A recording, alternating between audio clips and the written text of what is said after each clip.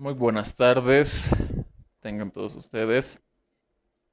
En esta oportunidad, mi persona, el doctor Eduardo Canaza, eh, se va a dirigir a ustedes con una temática muy particular. En esta ocasión, he querido abarcar este tema tan importante, el cual se ha venido mencionando estos últimos días, en cuanto a la reforma judicial que plantea el gobierno central a través del Ministerio de Justicia y Transparencia Institucional. Precisamente he querido tocar este tema porque considero que es un tema de mucha relevancia, puesto que a la fecha sí se necesita una reforma judicial, pero el objeto de esta transmisión es precisamente adentrarnos un poquito a qué precisamente se refieren nuestras autoridades con la reforma judicial que plantean.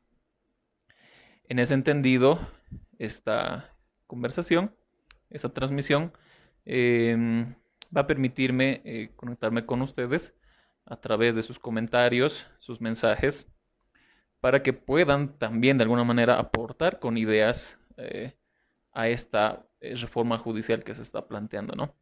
Vamos a dividirlo en tres acápites fundamentales, esta transmisión. Primero vamos a tocar unos antecedentes para poder entender un poquito la temática que vamos a abordar. En el segundo punto vamos a adentrarnos a lo que es la, el planteamiento como tal de la reforma judicial que plantea el ministro de Justicia Iván Lima. Y en el último punto vamos a tocar unas propuestas porque consideramos que debe haber siempre una propuesta a cualquier cambio trascendental que se quiera realizar en nuestra justicia. Pues muy bien, dando inicio a esta conversación, a manera de antecedente, es menester recordar que se ha implementado en nuestro país una nueva constitución política del Estado en la gestión 2009. Entonces, esta nueva constitución política del Estado, que es nuestra norma suprema, ha modificado muchas cosas dentro de lo que es la configuración del Estado y obviamente la reconfiguración del órgano judicial propiamente dicho. Ustedes recordarán que se han adecuado y se han implementado nuevas normativas como ser la ley 603, Código de las Familias, la ley 548 de niñez y adolescencia. Se ha establecido un nuevo Código Procesal Civil. Asimismo, se ha intentado poner en vigencia un código del sistema penal, pero ha sido abrogado por las razones que creo yo son de conocimiento público. Entonces, ¿qué es lo que ha pasado en este tiempo a partir del año 2009? Se ha intentado, como les digo, adecuar nuestro ordenamiento jurídico a nuestra norma suprema, a la Constitución Política del Estado.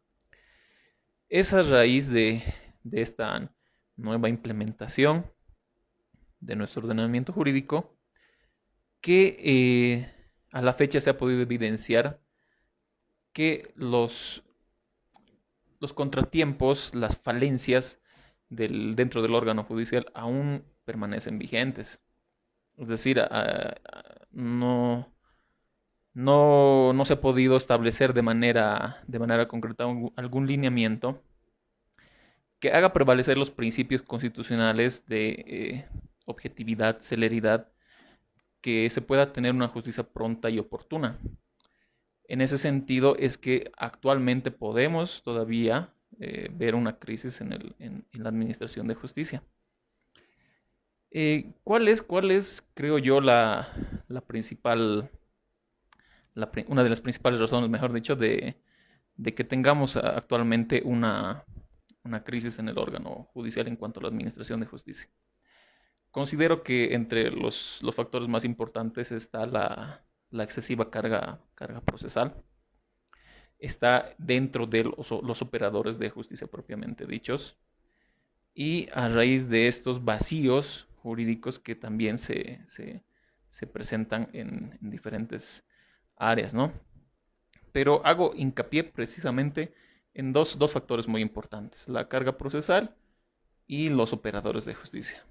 Creo yo que una de las falencias más importantes están precisamente en esos dos acápites.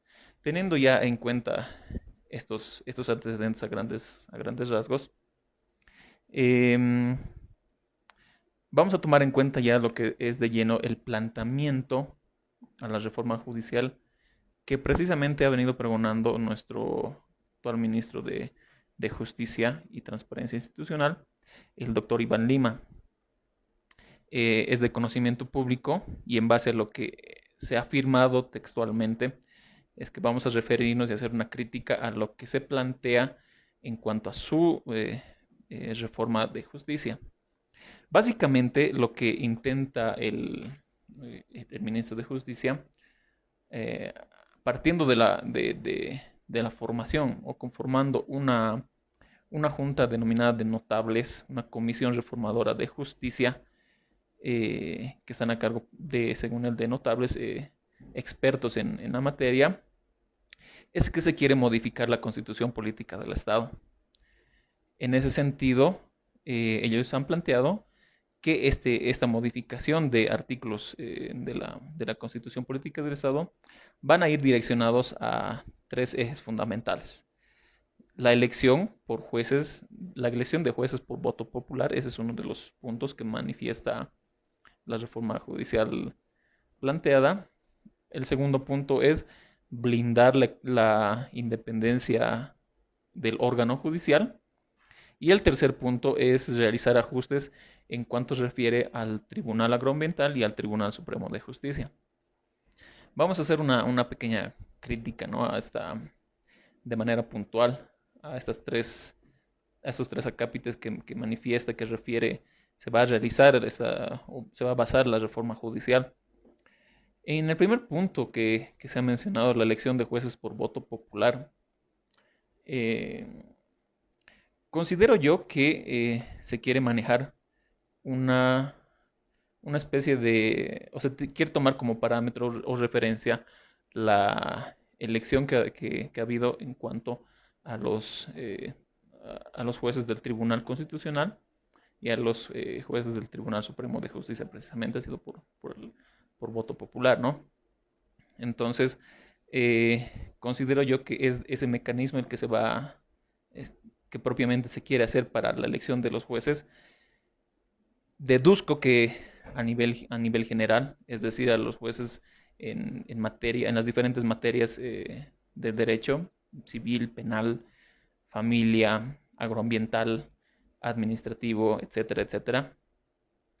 Entonces, aquí quisiera compartirles una pequeña crítica, ¿no? Tomando como parámetro el, el antecedente que tenemos de la elección de nuestros tribunos precisamente del Tribunal Constitucional y del Tribunal Supremo de Justicia, ¿no? Recordarán ustedes que ha habido una preselección. La Asamblea Legislativa Plurinacional ha realizado una preselección de candidatos que han sido después electos. Entonces nosotros nos preguntamos acá si la reforma judicial que plantea el ministro de Justicia se realizará de la misma manera, es decir, va a haber una preselección, cómo se va a determinar quiénes van a postular. Esa es una gran cuestionante que seguramente nos van a ir dilucidando conforme pase el tiempo este grupo denominado Comisión de la Reforma Judicial a cargo de notables entendidos en la materia. Esperemos que sea de la manera más coherente posible, ¿no? Si es que realmente se va a realizar por voto popular.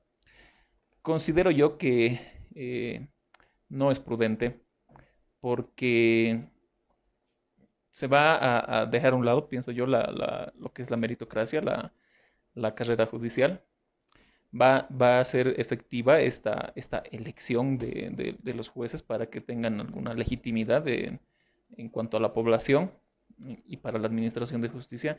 Es cuestionable desde todo punto de vista, sobre todo, como le digo, por los antecedentes que se han tenido con las anteriores elecciones de nuestras autoridades, ¿no?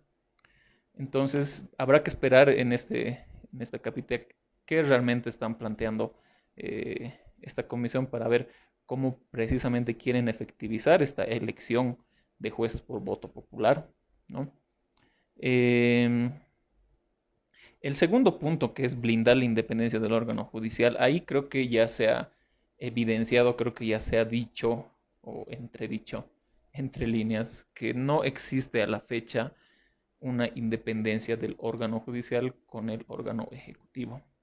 Y creo que sí se ha logrado evidenciar esto con los diferentes acontecimientos coyunturales que hemos vivido, sobre todo este último año, esta última gestión, ¿no? Entonces, ¿a raíz de qué no se da esta independencia de poderes cuando está consagrada en la misma constitución política del Estado? El órgano judicial debería ser totalmente independiente, pero vemos que no es así. O sea, en el día a día podemos observar que no es así. Y si la gente se puede dar cuenta a través de medios de comunicación, de redes sociales, que objetivamente no hay una independencia de poderes de órganos, entonces imagínense quienes estamos a cargo de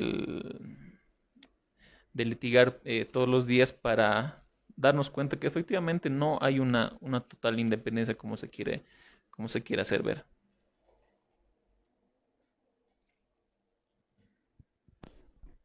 Es por eso que nuestra pregunta, nuestra cuestionante, eh, va es muy ambiguo lo que plantea en este punto. Blindar, esas son palabras textuales, blindar la independencia del órgano judicial.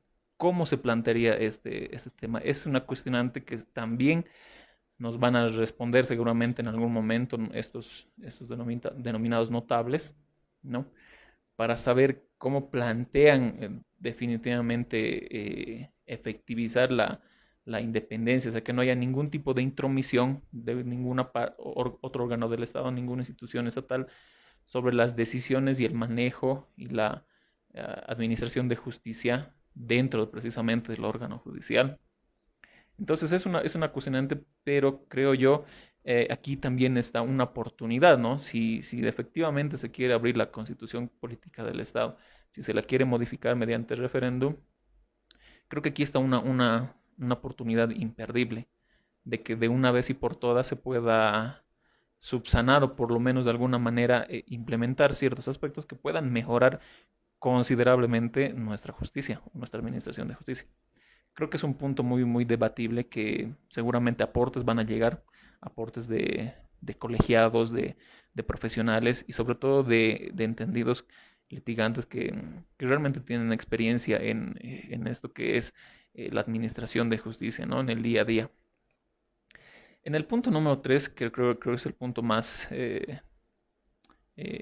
menos discutible en cuanto a la jurisdicción agroambiental. Entonces sí se necesita una adecuación y una adecuada normatividad para que esta jurisdicción precisamente cuente con una normativa idónea, ¿no? Para su aplicación.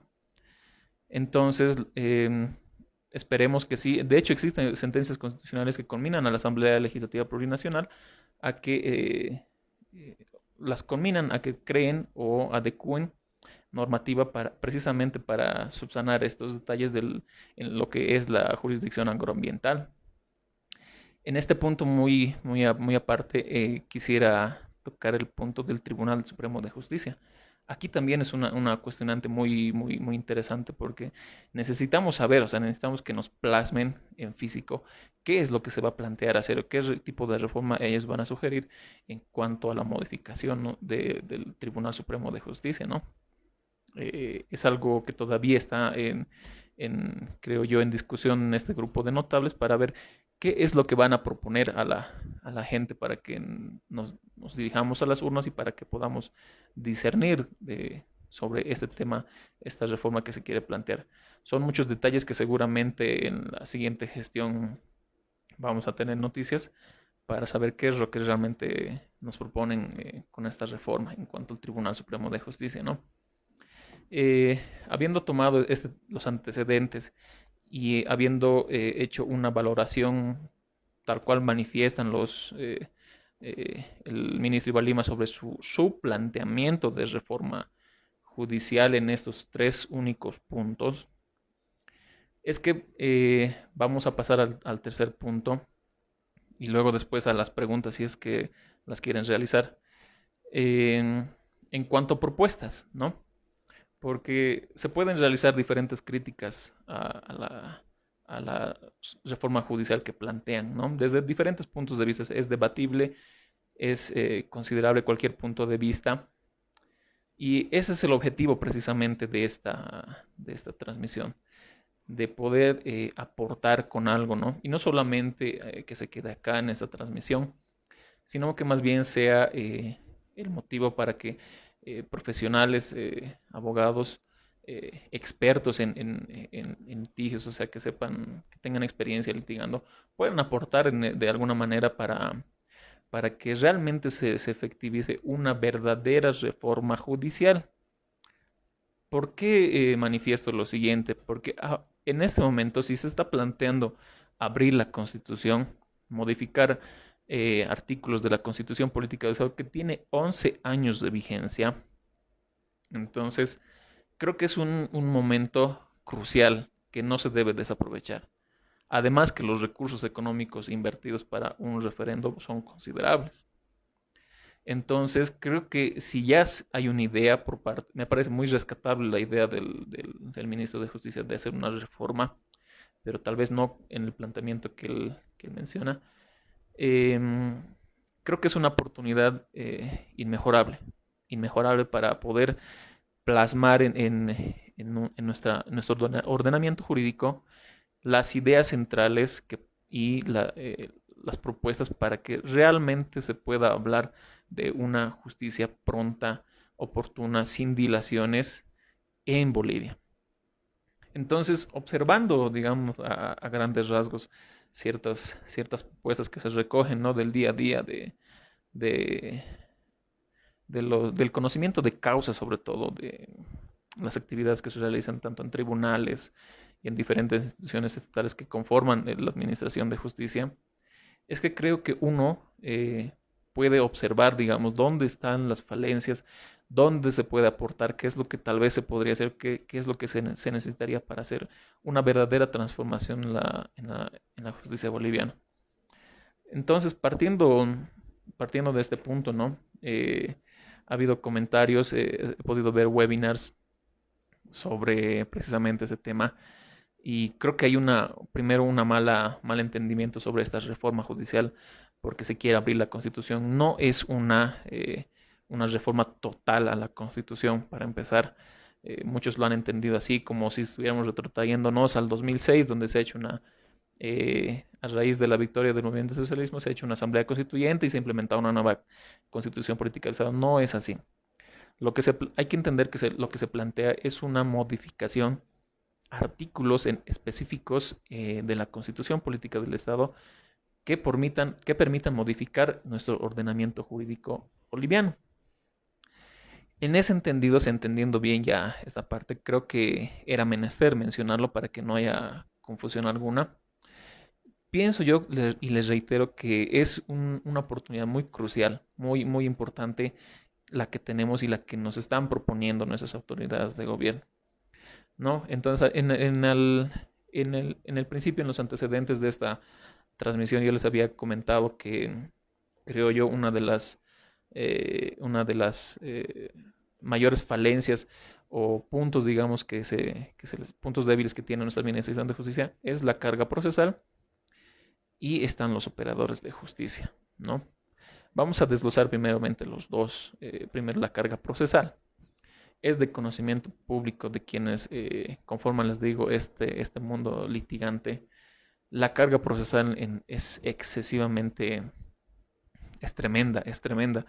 Los casos que manejan cada juzgado son a veces hasta de imposible eh, oportunidad para realizar, es decir, qué sé yo, decretos, audiencias, imposibilita, imposibilita que el principio fundamental de celeridad de lo que es la justicia no se efectivice y quienes realmente litigan en tribunales me van a dar la razón. Es así.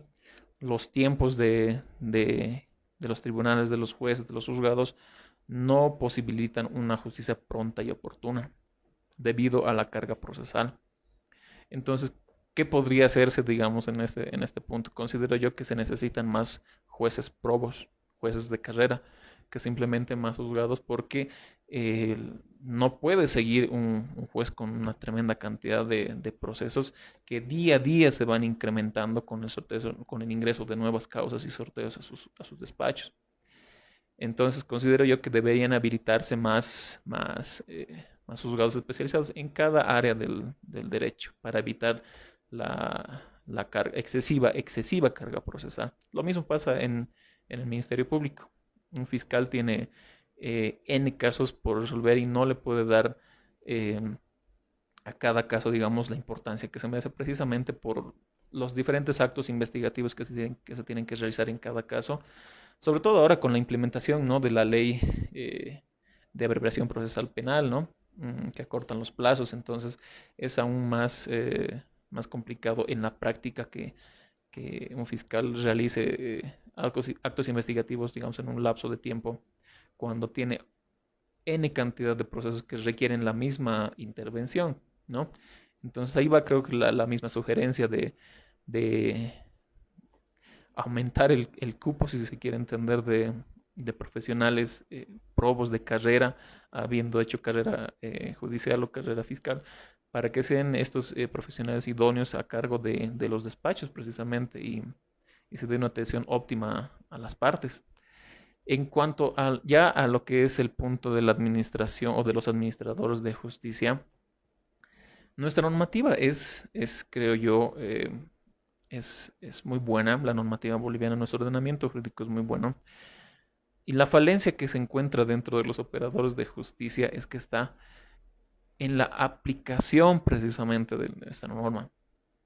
Y me van a dar la razón quienes, reitero, conocen del mundo litigante.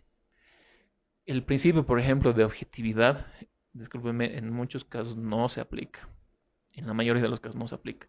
Cuando uno está en una audiencia y quiere fundamentar su petición en base a aspectos de hecho y de derecho, simplemente no se lo permiten a uno. Interrumpen las audiencias, hasta ocurren cosas que creo que los que entienden muy bien a lo que me estoy refiriendo. Ocurren ciertas cosas que no propician, digamos, una justicia eficaz. Y es por eso que los administradores de justicia tienen que ser probos. Existen en La Paz, en el Alto, en el interior del país, en toda Bolivia, existen muy buenos profesionales a cargo de despachos judiciales, despachos fiscales. Existen autoridades muy bien capacitadas, son capaces, pero también debemos manifestarlo abiertamente. Existen administradores de justicia que lamentablemente no están preparados como debería ser y como el cargo mismo lo requiere. Entonces, ¿eso qué provoca? Provoca que se vulneren derechos fundamentales, ¿no? La inobservancia de normativa no se toma en cuenta. Lo que pasa es que me dirán, no hay muchos profesionales que se quieran hacer cargo precisamente de estos cargos.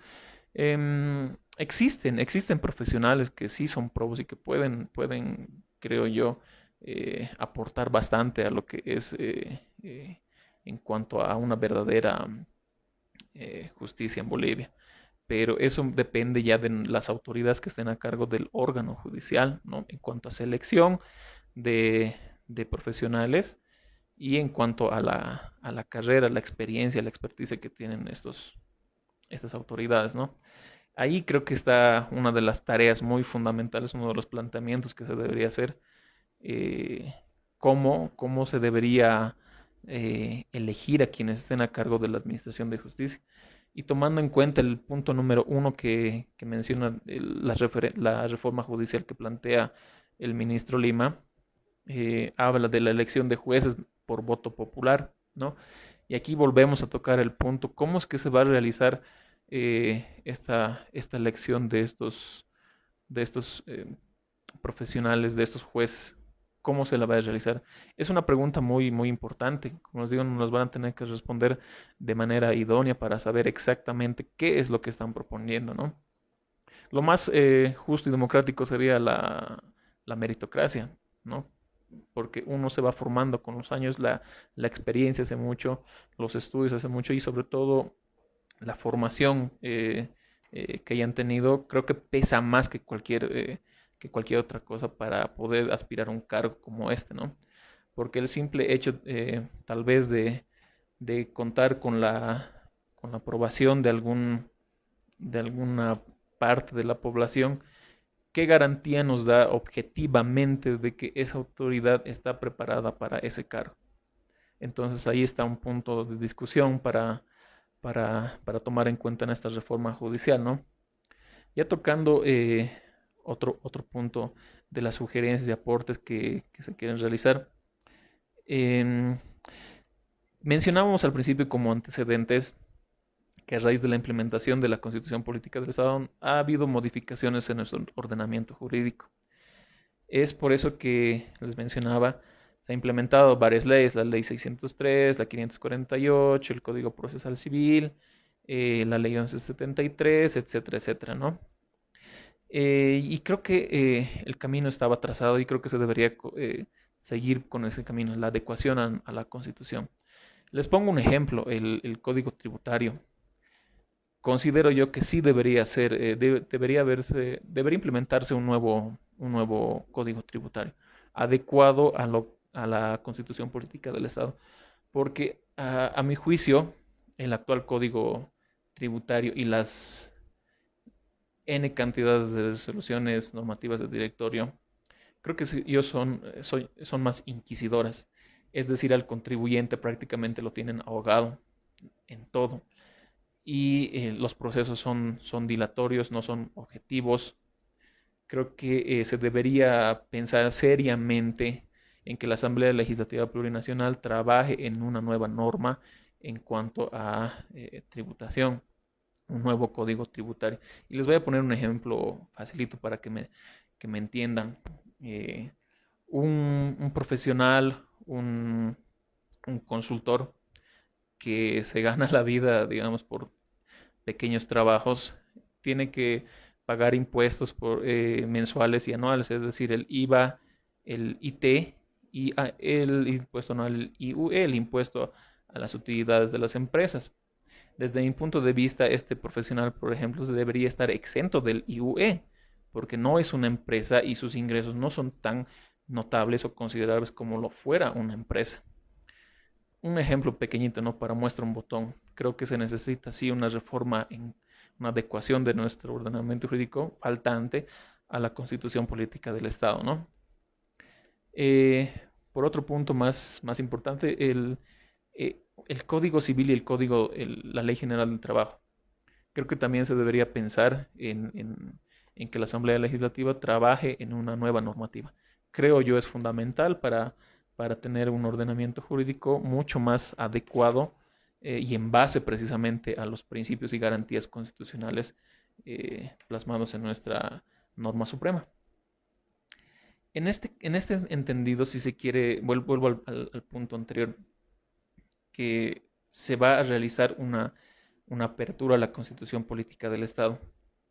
En ese entendido, como va a haber alguna modificación, va a haber un referéndum, les reitero, es una oportunidad imperdible y mejorable para que se realice de la manera más idónea, más correcta, una reconfiguración del órgano judicial y de la administración de justicia.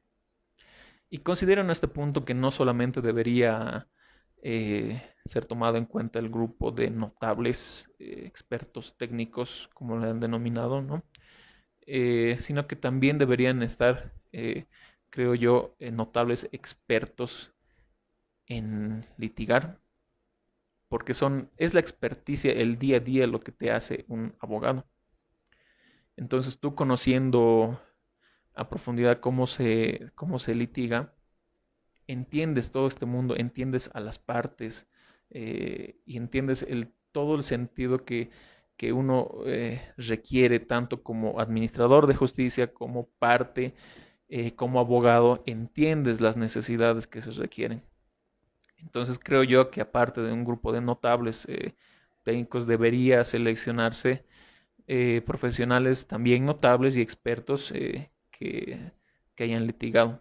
Porque de otra manera creo yo que una reforma judicial no sería efectiva y de hecho simplemente se tomaría como una pérdida de tiempo si es que no se llega a concretizar o no se llega a visibilizar una mejora en el sistema de justicia boliviano.